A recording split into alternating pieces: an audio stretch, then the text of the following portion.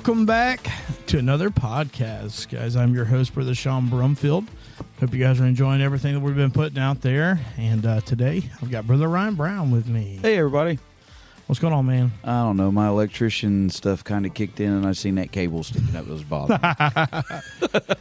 Yeah, I'm pretty picky with the cables myself. Yeah, I'm a fidgeter, which people could probably pick up on that anyway. So if I'd have seen that, it had just been on my mind this whole time. It would have drove me nuts. I don't know if anybody's noticed or not, but if you go back and look at some of the videos we put up, well, I've had Brother Jonathan's all messed up the whole time. If you look, his was a spring loaded. Yeah. And it's drooping down the side. Like, it's not even connected to it. It comes up, it connects to the bar, and then, like, in between the two scissors, there's a little cable hanging out. And I'm like, why didn't I ever fix it? And every time we record, I think to fix it, and I never do it. Never do it. This year, we just flipped it right before we started recording. So I put all this in, and then I was like, man, I should have done a better job with that. That looks awful. But, yeah. So, oh well. You can only do so much, right? Yeah. There's with our budget, there's only so much we can do. Yeah, for sure. And how you enjoying this beautiful rainy day? Dude. I hate it. I was talking to a lady stopped in the day, and I'm gonna make the same gripe I made last year. I said, I hate this fall muddy mess. Yeah. I can't stand it. You know, it gets all over the place. It messes up your house, and it's just, my yard is kind of hilly, so as you like walk through it, and especially my front, there's a deep dive. Sometimes I'll try to make a shortcut instead of taking the steps, go down the hill. I've done that so many times, step down there and it's muddy and I just slide all the way down the hill. And, it's no fun. I hate doing that. This is the time I love having my dog, and, he's been with us for several years now. Yeah. But this is the time of the year where I'm like, man, I wish I didn't have a dog. So our dogs they do okay. Yeah. But you cannot touch their paws. No matter what you do, they like freak out. Really? If you touch their paws. Now, he'll let you do it, but he's not very cooperative. But see, what's added to ours is I've got on all sides of my house, I've got dogs. So both neighbors have got a dog or two. And then behind us, kind of diagonal, is a house that I don't know if they're breeding them or what, but they got these Australian Shepherds, and there's like 10 of them in their backyard, and they are the yappiest dogs ever. And so my dog, who normally doesn't bark, he's a very quiet, for the most part, dog, but he is a dog, so he does bark. But he's got to the point now where he knows that all those dogs are in that corner, so he'll go to the bathroom and he walks his line, and he starts barking at these dogs. And when they start barking, it gets him wound up. So he starts running the fence line, which then gets the neighbor's dogs barking on the other side. So they start running the fence line. And so he's got this big mud track right there. So now when you have this kind of weather and he starts doing that, and my dog's an English cream retriever. Yeah. So he's white. But he's not white when he comes back in. And it is so annoying. The dark chocolate by the time he gets back. Yeah, you got to wash them off and all that stuff. Yeah, no, our dogs do pretty good staying clean.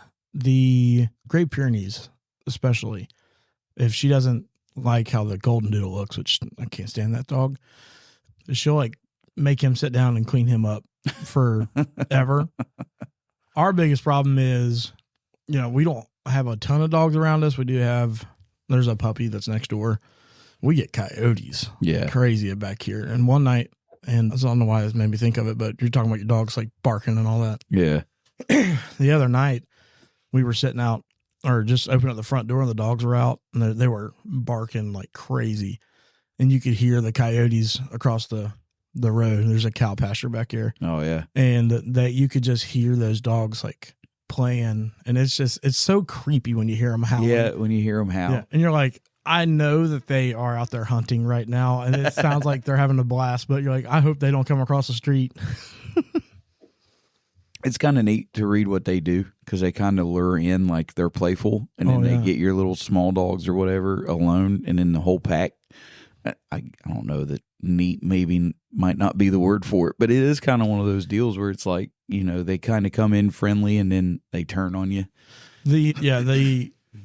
I do think it's interesting because I've seen where people are, they go on the news and they say, there was this, we got it on camera, you know, especially when you know that, and they have this like a Chihuahua or something, and those coyotes come out and they play with it a little bit. Yeah. And then as soon as it gets out of light and it gets in the dark, they just snatch that thing up and it's gone and run off with it. Yeah. Yeah. Yeah. It's crazy. It is crazy what they do. But I did see, I won't say it was Montana or somewhere, that there's a wolf pack that has a Chihuahua in it. Really? Yes. And it's not just one occurrence. Like it's been several occurrences that people have seen this particular pack coming through. I'll have to look that up. Yeah. And as they come through, there's this little mangy dog, you know, probably the least favorite of dog breeds in my opinion. And it's out there with wolves. You're like, what? That must be a mean Chihuahua. All Chihuahuas are mean. Yeah. They are the epitome of little man syndrome. Yeah, I just don't mean like mean, but like it's got to be bossy, like more than just like feral, you know. Yeah, that's crazy. I don't like Chihuahuas though. No, I never have. Yeah, we had one time, and for whatever reason, it liked me. So as long as it liked me, so Chihuahuas are territorial, and they're typically like a family, but most of the time they're a person dog. Maybe two if it's an older couple, they'll be like a 2-person dog, but most of the time they sit loyal. So this dog come in and he was the Taco Bell dog type, that short brown haired, you know, and ugliest dog we've ever owned in my whole life. But for whatever reason, it took to me. So it would sit on my lap, and if somebody came up to talk to me, it would start snapping at me. That's the only time I ever liked a Chihuahua. Other than that, I've never liked Chihuahuas. Chihuahuas are dogs that I accidentally step on. Yeah. You know. Kick. Yeah. Yeah. Oh, I didn't see you there. Sorry, buddy. You know, I don't know. It's I don't like those. I'm not a small dog person. No, I'm not either. You know, I can take the medium. I'm a big dog. You've been with me, man. I've always been a large dog person.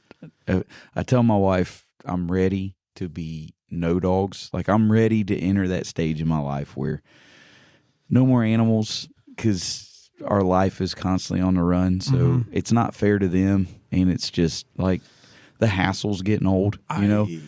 And then I say that, and we take in 2 rabbits. Yeah. So they don't live in the house, just a little, you know, the dog stays in the house, you know, but the rabbits are outside, and unless the kids bring them in for a short amount of time and then they go outside. But I'm ready to be a no animal family. And then I say, unless I can get me another Great Dane. You know, talking like this, we might lose our sponsorship from Potty Me. Yeah. Yeah. Because they're not inside dog people. No. Well, they do have Puppet. Well, yeah, Brother Dustin does, yeah. But the rest of them, crucify poor Brother Dustin. Yeah. Poor old deacon. Yeah. Well, you know. They might crucify us, though, now. That's all right. I got 2. It's a different area. Oh, yeah. It is. It's almost like cultures, right? So up here, it's not looked down upon to have a dog inside the house. It's not, for the most part. And in some places it is. In other places it's, you know, 6 one way, half dozen another. You think Oklahoma's that different? Not different in a bad way. But most of the people that I met from Oklahoma, if they do dogs, they will never be on the inside of the house. I don't know too many people from Oklahoma. Yeah. Those that I do that moved here, so it's kind of been forced. Yeah, and those don't like dogs in the house. No. They're half, they're in and out. You know, they kind of have that. Well, that's because the one already had a dog. Well, the Ohioan wins most of the time. You know. I won't go that far. For the most part. Yeah, I won't go that far. When it comes to dogs, maybe. Yeah. Man, so today, on the day of recording, and not the day that this is published, but the day that we're recording, It was the most eventful morning going to school because we were going, and of course we're listening to Christmas music because Star 93.3 has Christmas music out. I don't put any of my decorations up, but I've kind of lost the battle on the Christmas music side of the deal. And so we're listening to Christmas music, and they start giving their weather report, and they start talking about it's rainy, which it's been rainy all day long. Yeah. And then chances of thunderstorms. So you have that. And like, we're all in mid conversation, and all of a sudden the weather guy's like, and we can't rule out the possibility of an isolated tornado. And it was like, all my kids just went, and they just sat there. And so I stopped talking because I was waiting for it, you know, and nothing was said for a minute. And then finally my little girl in the back said, "Did he say tornado?" And I was like, yeah, he said he couldn't rule it out. I don't want a tornado. I was like, and then I had to go into it. That doesn't mean that we have a tornado. So then on the way, we was getting ready to exit the school. And my oldest boy, Ben, he was like, "Are the thunderstorms over?" I was like, it had thundered once. I think the whole time that we were in school, I heard it thunder one time. I don't know. I never wanted the tornado, but I was more than happy to do our tornado drill during school. Get me out of class. We did a fire drill for the first time. It wasn't today. It was yesterday. I was about to say, in the rain? Well, it was kind of rainy yesterday a little bit too, but that wasn't that bad. Not as bad. But We did a fire drill. I was the one teacher that didn't warn the students. There was another teacher that did. I know what it sounds like because I used to install them. Yeah. So I was like, I want to see their reactions because I know it's coming. So I was kind of like that evil dude sitting in the corner, like, please make that loud noise go off. I want to see which ones come and which ones don't. We never got warned for a fire drill. Mm-mm. No, I don't think you're supposed to warn the students. Yeah, I don't think you are either. I don't think you're supposed to let them know. Today's society, we've got a bunch of participation trophy students that kind of need that. Maybe.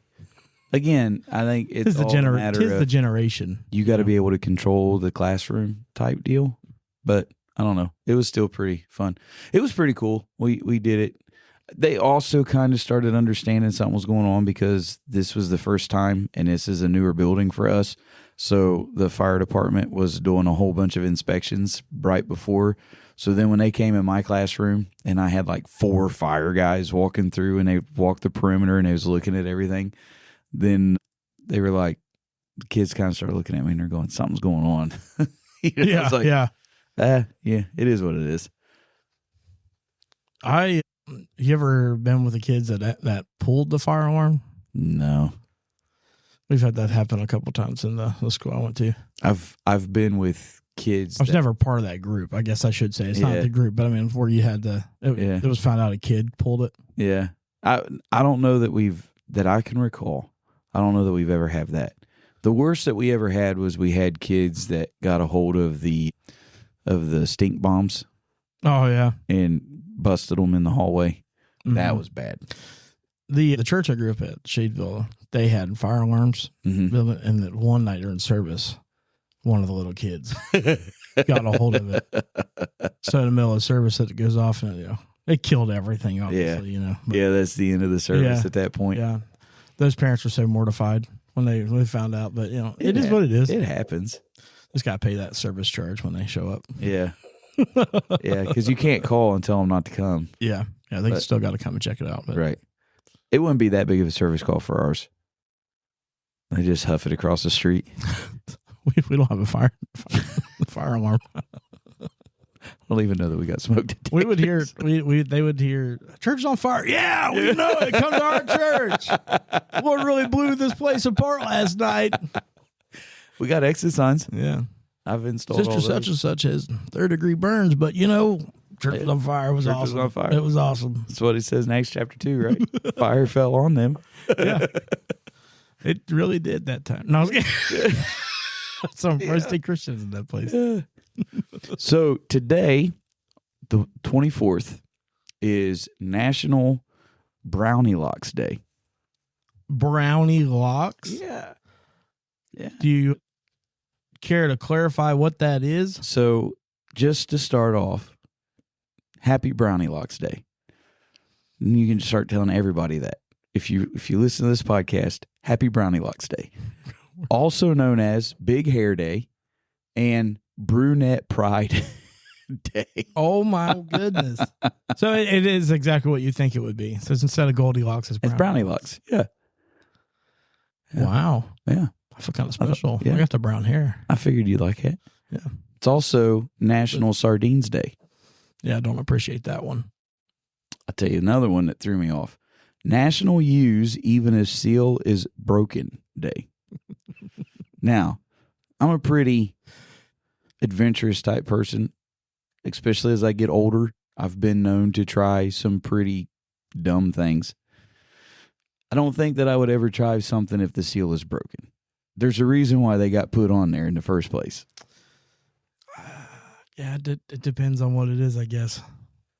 If it's, I guess if it's a homemade thing, and it's considered that they can, because they're showing a picture of a homemade jar of pickles and like some onions next to the jar. If it's something that I may have prepared, I may have tried that. Yeah, but I don't consider.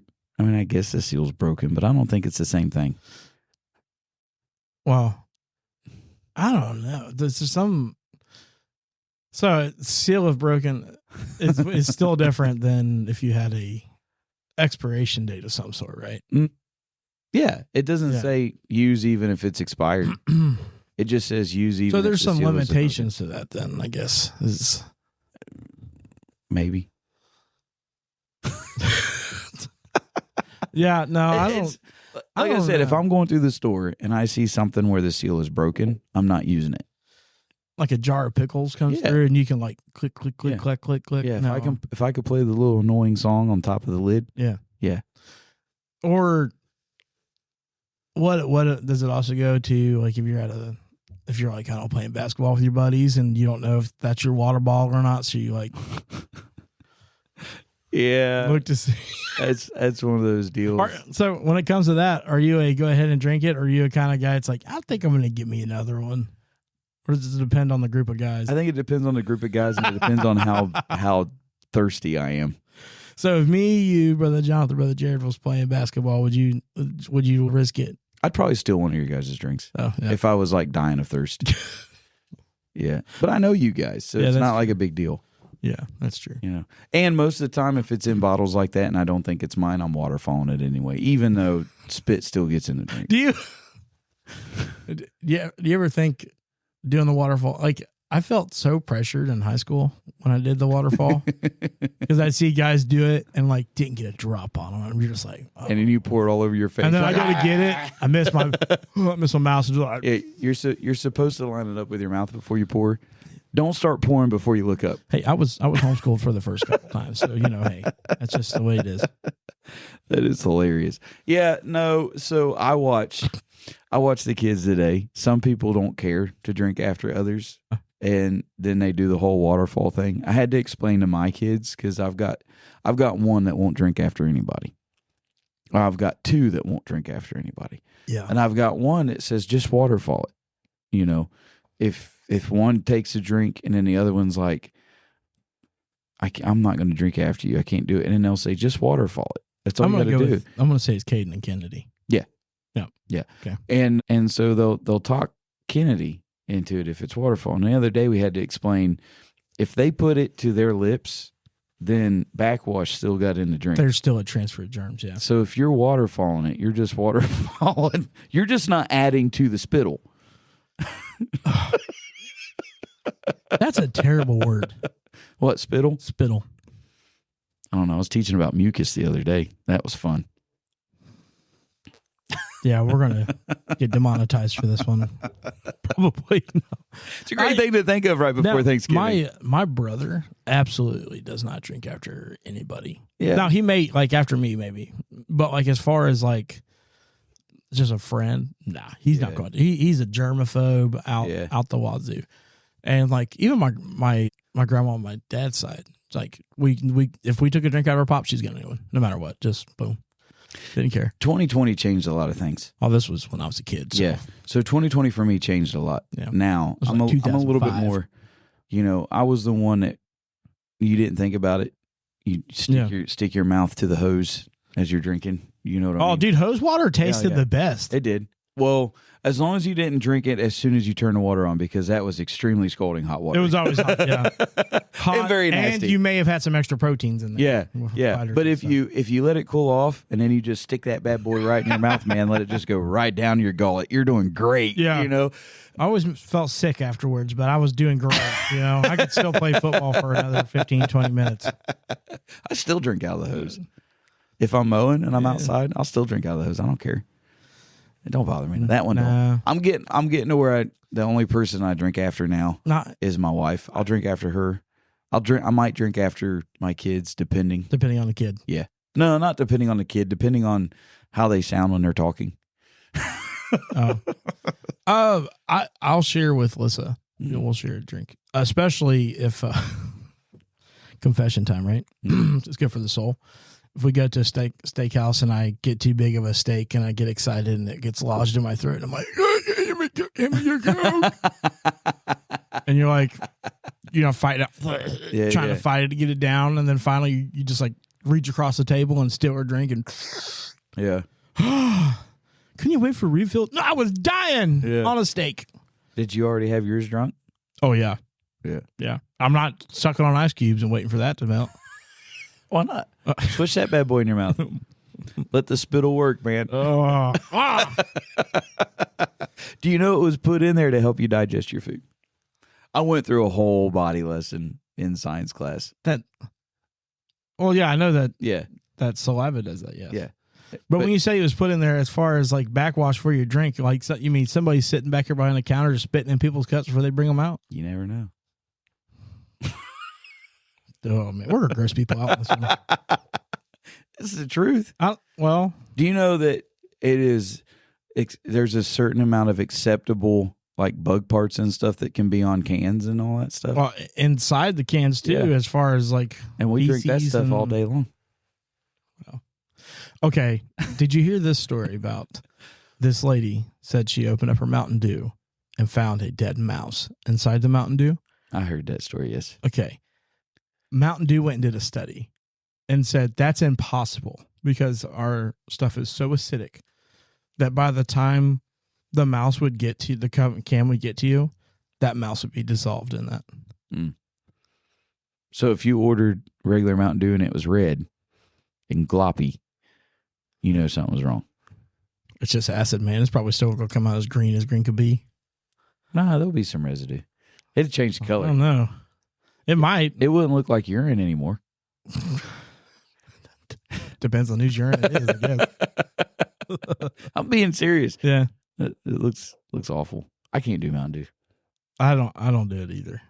I have never been. The only thing I like about Mountain Dew is the different flavors. I do not like original Mountain Dew. I can't do any of it. I'm a Code Red or a Voltage guy. Those were my favorites. I'm old. My body's turning against me. Mountain Dew doesn't sit well with my kidneys. I do know that I believe, or it used to be, the leading drink for kidney stones. I know it was one of the worst drinks for a guy to drink because of his prostate. It was really bad. Oh, I didn't know nothing about that. Yeah. Anyway, so happy Thanksgiving, everybody. Well, I was going to tell you this story, and I waited to tell you this for the podcast. So Sunday, when you said water hose, this brought back to my attention. So I'm going to get back to that real quick, and then we can go back into Thanksgiving. I decided to smoke me some party ribs on Sunday. Yeah. For our vacation while we were out. And I've got a little smoke tube that you put like wood pellets in. Yeah. And I lit it and it did great. It was awesome. If you have a pellet grill or a pellet smoker grill, whatever, however you want to call it, and your food don't get smoky, get a smoke tube. But anyways, this is the first time I've ever used a smoke tube, and it did fantastic. And I had some left over from the smoke, and stupid me, I took it and I was like, oh, it's pretty much burnt out, and I put it right in the trash outside in my outdoor trash. Did you catch it on fire? It smoked for a while, and I looked down, I was like, oh, there ain't nothing going on down there. So I go upstairs, right?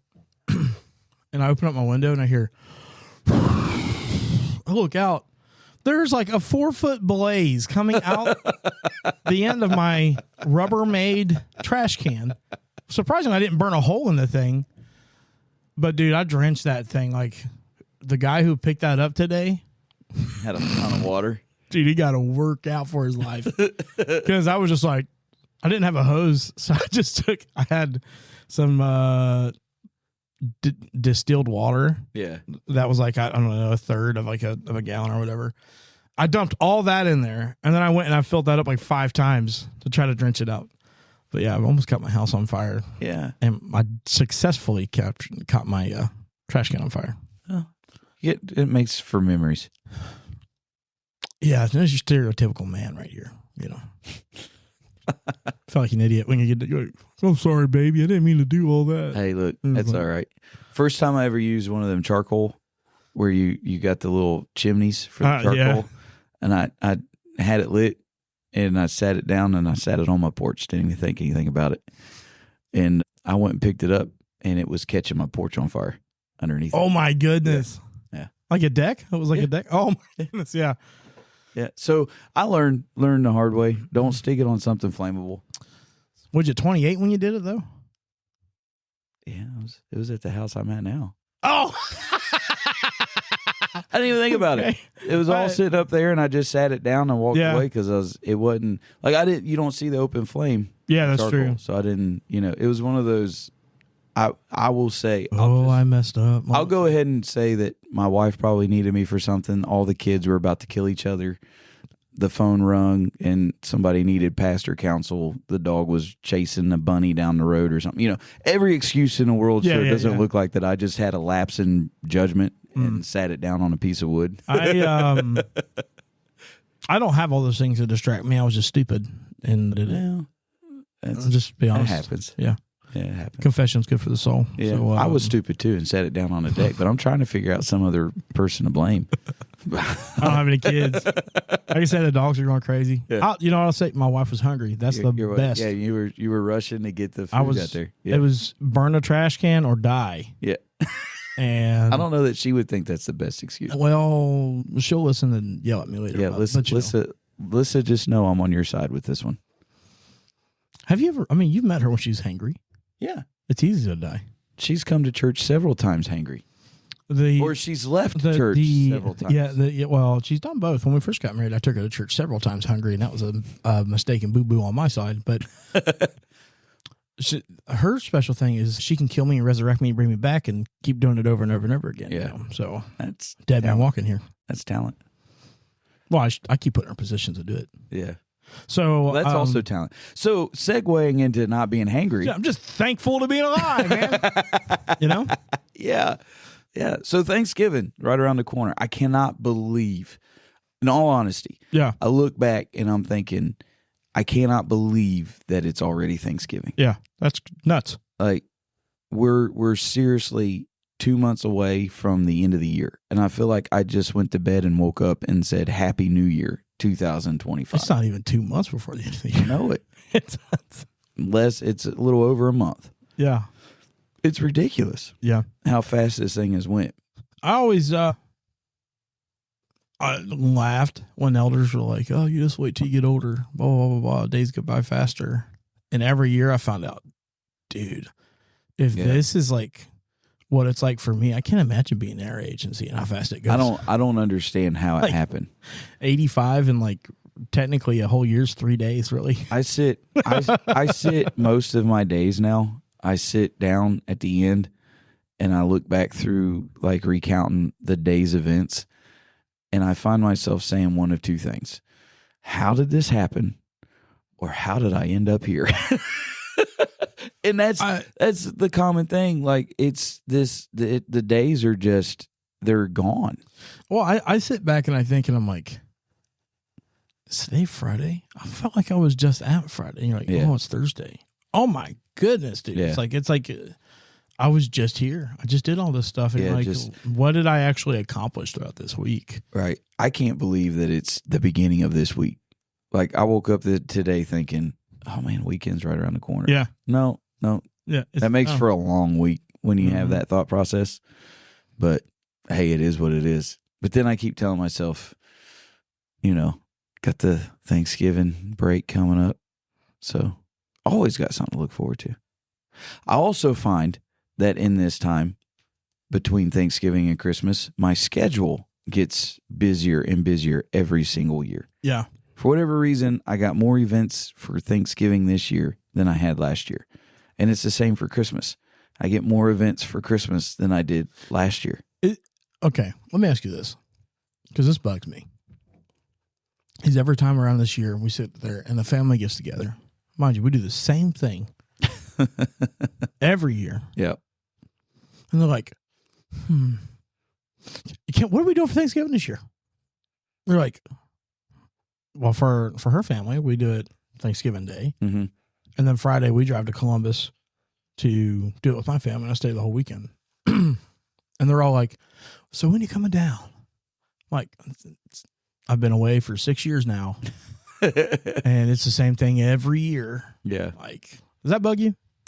I mean, your family's a lot closer to yeah, you. so we don't have, thankfully, I don't have the 2 hours or whatever in between parents. Yeah. But no, when we first got married, we did on Thanksgiving Day, we did like 3 Thanksgivings in one day. And we would do like her family. I think my grandma had one, and then we had one at my family.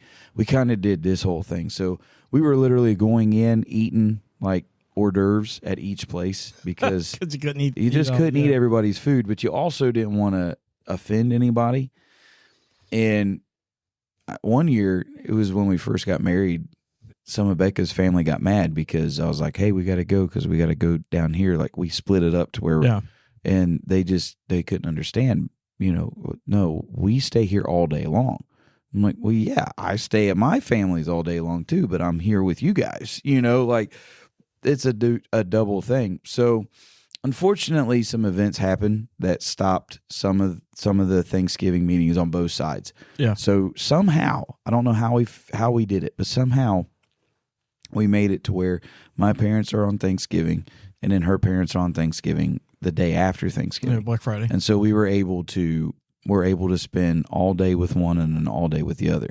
Well, then this year, something new got added to it. So it, threw everything out of kilter again, but it is what it is. I will say I'm thankful that, it always works out. We never, ever have an issue we have it split up in just enough increments to where, you flip flop on every year's consistent. Yeah.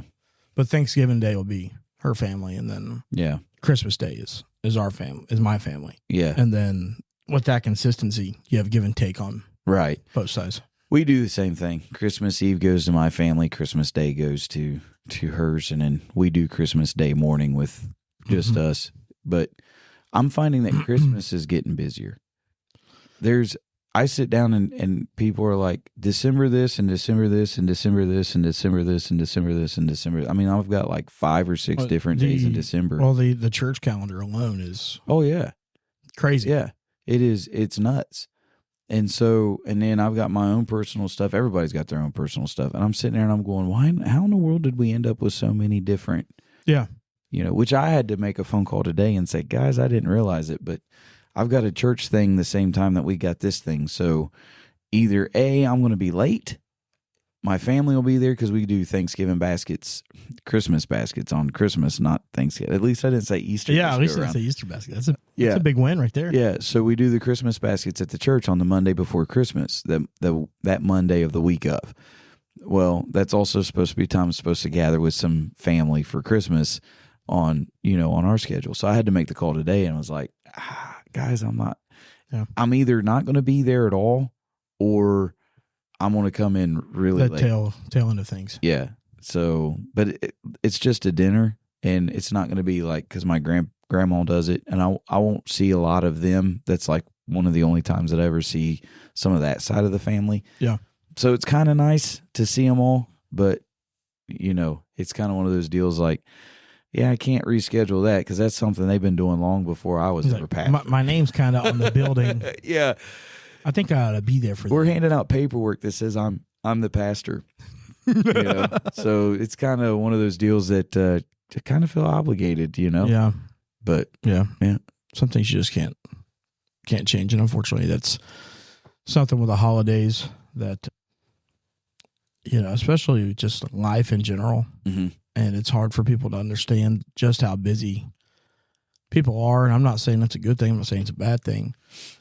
But sometimes life is just out of hand. I was talking with my mom and just conversation of, we don't get to be with you or whatever. And it's, and it goes both ways. I don't get to be with them either. Right. So when you get to that point of trying to make that holiday special, yeah, try not to be too stressed or anything like that, and try to savor what time you do have. Right. But life in general, the speed at which things move, especially being in the ministry, stuff is constantly moving, constantly changing. I mean, I've been with you. Your phone rings all the time. Yeah. Not to say it's always church, but when you're in a position of that sort, or you have extra things. I mean, like we take our schedule, obviously we do a lot together. We work hand in hand together in ministry, but we also do the podcast, right? Which takes a day every 2 weeks. Yeah.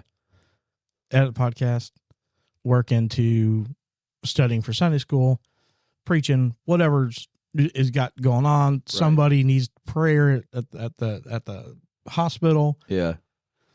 You don't have any time for nothing. No, it's crazy. And then right now teaching. Yeah. I added that to it, which, idle hands, they said, are the devil's handiwork. Right? So I haven't learned how to let my hands be idle. Yeah. A blessing and a curse, and sometimes. Yeah. But it's one of those deals where the one thing about it is it should get us to stop and reflect when you have this time. As I sit back, you're at Thanksgiving, and it's really the scope of the world in general, talking about making time go fast. Yeah. Right? So you're in June, July, August, you get to like the beginning of September, and they're throwing Halloween stuff out. That's crazy. You've got all of September into October where they're all the Halloween stuff, the candies, and all that stuff.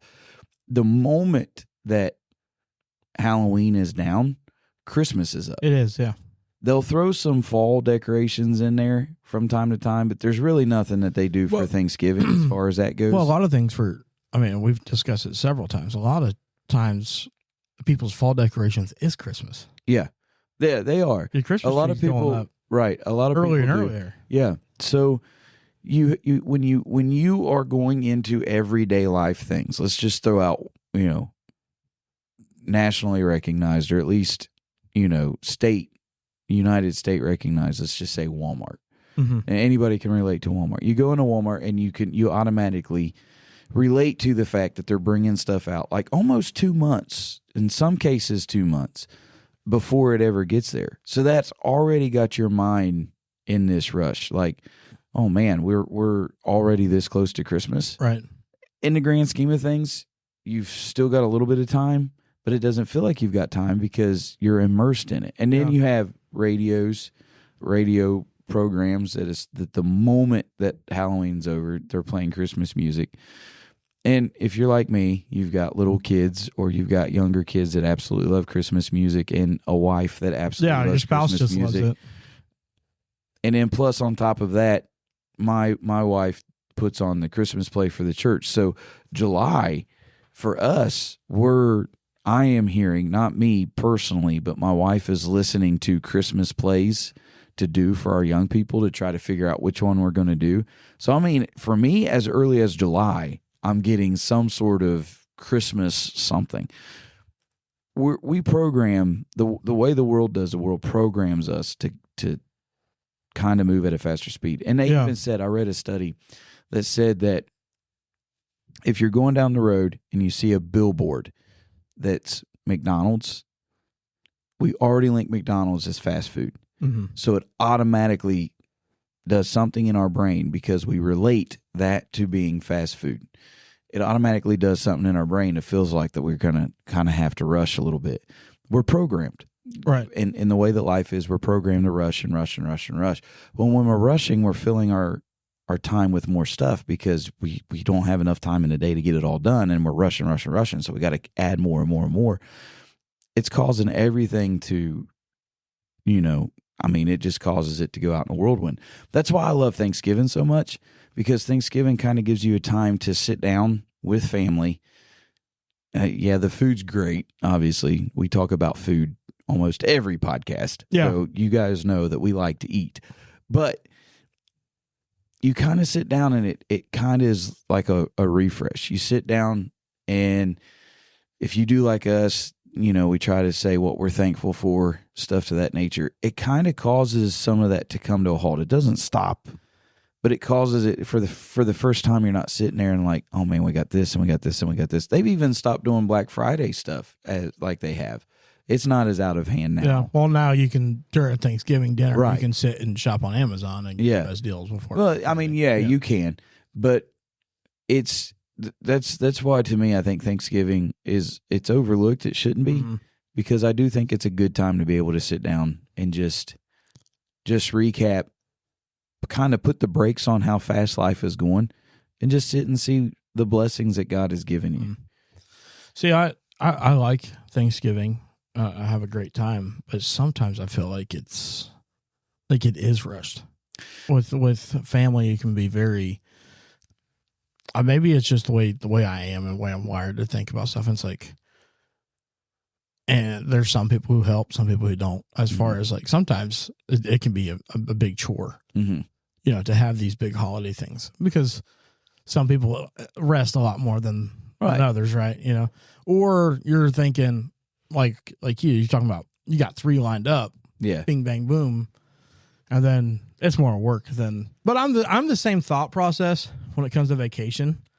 Yeah. Like if I'm on vacation too long, it drives me crazy, because I'm not resting. I'm walking here, walking there, doing this and that, traveling this, which I enjoy a portion of it, but like I don't like to do it all crammed together and just, there's no time for rest. And I feel like sometimes when the thought process should be how thankful we are for things, that gets thrown away beyond with the hustle and bustle of tradition. You know what I mean? It can.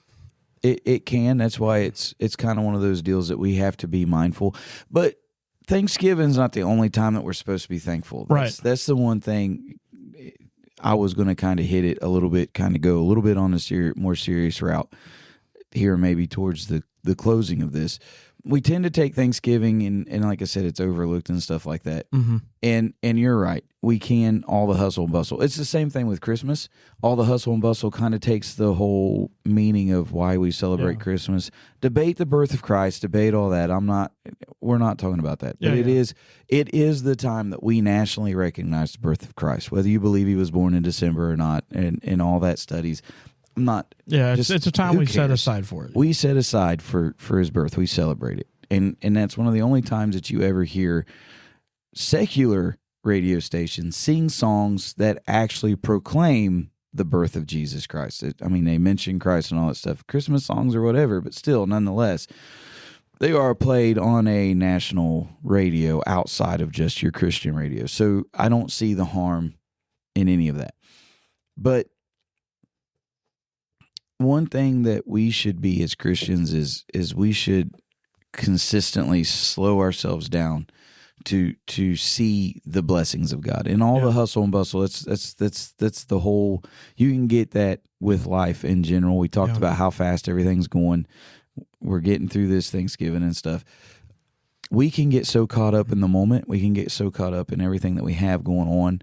We can get caught up in our trials, in our troubles. We can get caught up in the ministry, just doing the work that God has called us to do. And there's nothing wrong with that, because we're supposed to work. But even that, we get caught up in all that stuff, and we completely blow past the fact that God has been so wonderful and so faithful. And in this time of year, it should remind us, but it should be something we should always do. In 1 Thessalonians, I was trying to keep it pulled up, but my phone's not cooperating with me. This is where having the actual Bible. I tell my kids all the time, I don't ever want to see you with your phones out using that for a Bible, and then I find myself doing it. Well, it's not a church service. Yeah, that's a right. big deal. Yeah, it would be different if I was pulling it up to preach out of it. But this app, The good old iPhone this app version. really liking me no more. I might have to get a different Bible app. It's the U version. Normally, U version does pretty good, but it doesn't like it. eSword. But well, you have to pay for it for iPhone, and I'm being cheap. So 1 Thessalonians 5:18.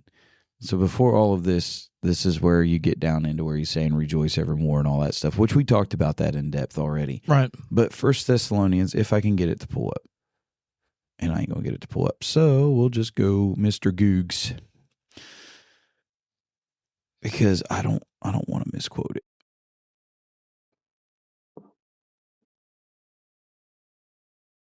But 1 Thessalonians 5:18, it basically says, in all things giving thanks, which is the will of God for your life. Yeah. And we talk about all the time, as Christians, a lot of people ask, well, how do you know what the will of God is and all that stuff? And there's some things that you do have to fill after, whether it's the will of God or not. But the one thing that will always be black and white in your Bible is our response. Yeah, the Thanksgiving of. We should be thankful. Mm-hmm. And living in a time of hustle and bustle, living in a time of great hurry, living in a time where we're just so engrossed and engulfed in life, we have a tendency to continue to go back for, Lord, I need this, Lord, I need that, right. Lord, I need this. It's prayers. I'm not saying, I'm not throwing rocks at anybody, but prayers are kind of stuck on, we need your help, we need this touch, we need this, we need that, we need this, we need that, we need this, we need that. And then there's not really a whole lot of, in all of this, we need, we're doing, we're running, we're hurrying. You don't just hear a whole lot anymore about, Lord, I'm very thankful for what you've done and how you've helped. I was thinking about, we mentioned going to that conference for Brother Bill Finley that he put on. And Brother Roger Boyd got up and he ministered and talking about how living outside of the content that God has, living without content in the blessings that he has bestowed upon us is so far away from being a godly concept. Mm-hmm. When you're thinking, and I was challenging myself, I was praying about it and really got a hold of me on, why are you always looking to do bigger, better? Mm-hmm. Why, and I'm not talking about improving your spiritual walk, trying to be a better person, that kind of stuff. Yeah. But physical wants, desires, just earthly pleasures, right? I'm not necessarily talking about sin. I'm just talking about, going out and spending tons of money on, your next electronic upgrade or your next truck or this and that and kind of stuff, and how not being content with the blessings that God has given you is a concept that pulls you away from the gratefulness of God. Yeah. It pulls you away from understanding, the things that he has provided, because you're always in the state of saying, I want, and before you know it, the I want becomes I need. Yeah. And when it becomes I need, you can overlook so many things. What God's already done. You can not just the things that God's already done, but you can overlook the selfishness of certain things you may do to achieve that, right? So, you want that $75,000, Chevy, but you're gonna work 70 hours a week and it pulls you out of the house of God. Yeah. Like that kind of thoughtfulness. That's not a thankfulness for what God has already provided for you. Right. I'm not saying that's what I was doing. I was not doing that. But the eyes of men are never satisfied. I was always looking like, even for the show, like just the simple, the grind of I want to upgrade my camera. I want to get this and that and make this easier. Make it look nice.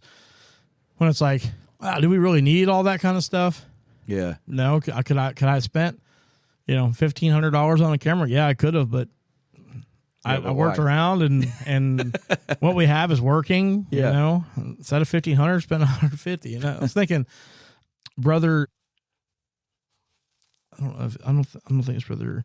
There was a man who preached at PFYC one time and talked about living in being a good steward, Mm-hmm. and said, how is it that a man who, let's say, makes $100,000 spends $65,000 on a vehicle, but then we look at a man who makes $1 million and spends $100,000 on a vehicle, and we want to look at the man who spent $100,000 vehicle and say, did you really need that? Well, when in perspective, the $100,000 vehicle, they only spent 10% of his Right. income on, right?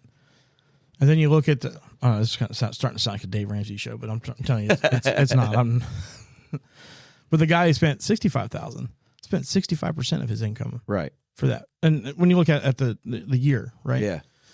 And it's like when you get to looking about stewardship, if you're that dude making $100,000 buying that kind of vehicle, and then you the way you, which I'm not saying if God's blessed you like that and you're able to do that, you know, Yeah. That's go wonderful. ahead. Yeah. This is just an example. I'm Lord. not saying if you make that and this or that, whatever. But I mean, in our own eyes, we can't just say, you know, this person is handling money better than that person because of, but when you put it in the perspective of what God has blessed you with, Right.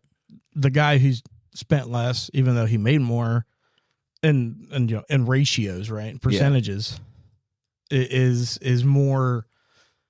The thought process there Yeah. is more clear, right? I mean, Yeah. it's like I'm not like going out buying a $650,000 vehicle. I mean, it's just that's what we're looking at when you Yeah. get down to those kinds of things, you know. It is. It's crazy to see. You know, like I said, it's just the way that this life we're living in a life where people want more, Yeah, and we're living in a day where people expect to receive more. A lot of hand-me-outs, a lot of, you know, what is that going to do for me? How's that going to help me? That's why I really like pulling into this here. So 1 Thessalonians 5:18 says, "In everything give thanks, for this is the will of God in Christ Jesus concerning you."